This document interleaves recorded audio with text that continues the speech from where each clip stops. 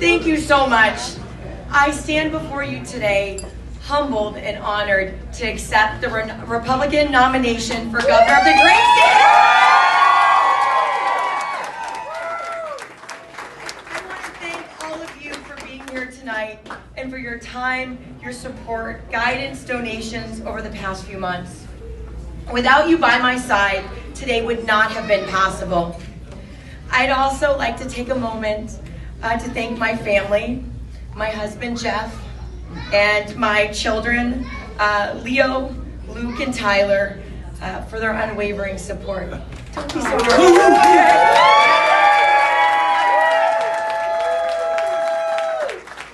I know it's been hard on them, having me away so much during this campaign, but they recognize the importance of the cause that we're fighting for. I'd also like to offer a big thanks to my staff and the RIGOP as well for their tireless efforts. I could not do it without a team like all of you behind me. And tonight, I'm so proud to stand beside such an incredible slate of candidates who are committed to improving the lives of those in Rhode Island.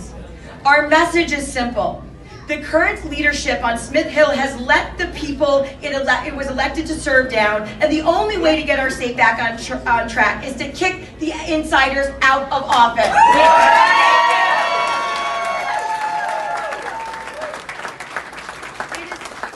It is time to put people over politics.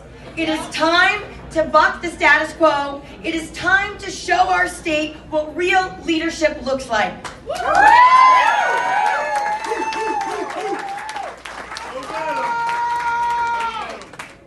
And come November 8th, the voters are going to speak loudly and clearly, and we're going to send Dan McKee packing.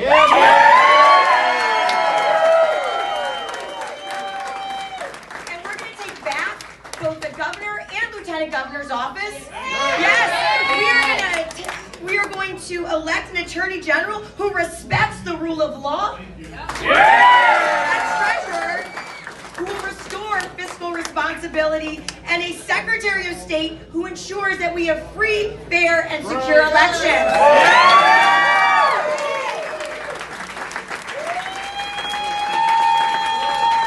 Together, this party will truly make Rhode Island the envy of every other state in this country, but it's going to take hard work, vision, and substance to get there. Every day, it's getting harder for working families. We're getting killed at the pumps, food prices are soaring, utility bills are through the roof, and the dream of owning a home is so far out of reach for many. But ahead of us, we have a once-in-a-lifetime opportunity to get our state back on track and truly change lives. Right.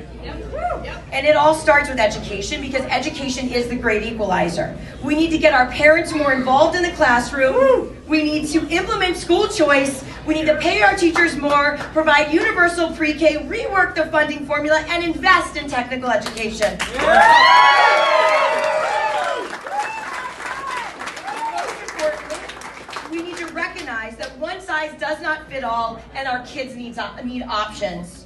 If we take these steps, we can build a talented, educated workforce, allowing every Rhode Islander to stay here if they choose so. The only way to ensure our state will thrive is to be competitive.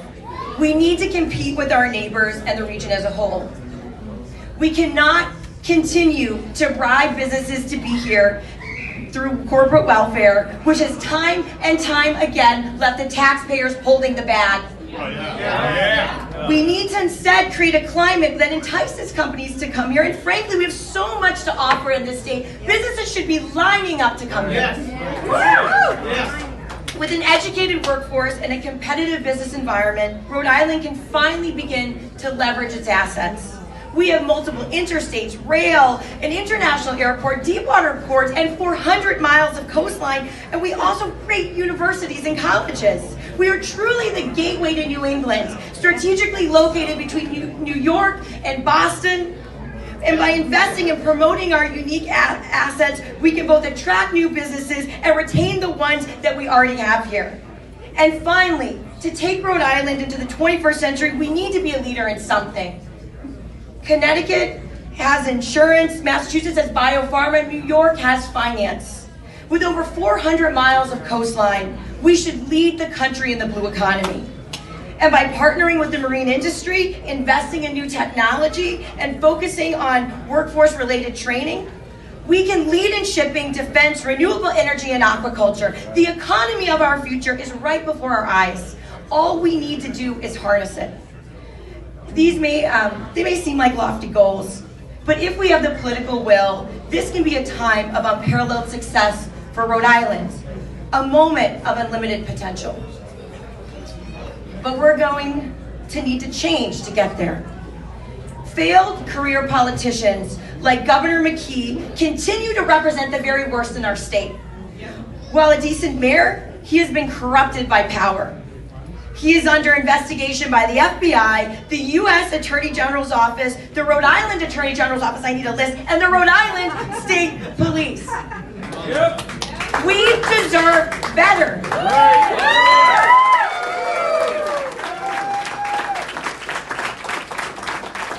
Chief of Staff had to resign in disgrace. His second Chief of Staff was sued by the EDC for the 38 Studios fiasco, and his law firm had to pay more than $4 million in a fine. His DMV director was under surveillance for having a massage parlor in his commercial building. He's had ethics violations, campaign finance violations. He had to, here I go with the list again. He's failed to file financial disclosures, and he has violated open meetings law. Again, I ask, is this somebody you think should represent you? No! Nobody voted. Governor McKee stands for business as usual, perpetuating a system that puts insiders, special interests, and lobbyists ahead of the hardworking people of this state. He would rather give handouts to donors and fill his campaign coffers rather than offer real relief to the people of Rhode Island. He would rather give bonuses to judges making six figures than invest in teachers and schools. He would rather allocate $60 million in taxpayer funds to develop a soccer stadium than build state-of-the-art schools. He would rather spend $40 million on the Superman building than fix our crumbling roads and bridges. He would rather give out multi-million-dollar contracts to his friends and golfing buddies rather than follow the law. But despite his many failures, career politicians like Dan McKee do not give up power easily. It's because they feel entitled to it. This race is going to be a brutal fight. It will be a fight for the heart and soul of this state. And with more than 60% of Democrats voting against the governor tonight, I ask that all Rhode Islanders, Republicans, Democrats, and Independents look to the person rather than the party in November. That's right.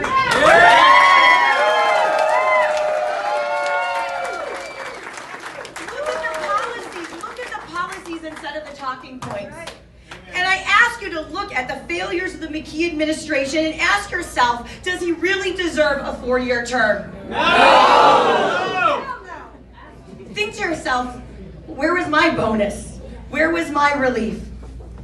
Where was the government when I needed them the most? Governor McKee does not care about you, and he only cares about taking care of his friends, taking care of his donors, taking care of special interests, and worse, selling the taxpayers down the river for endorsements.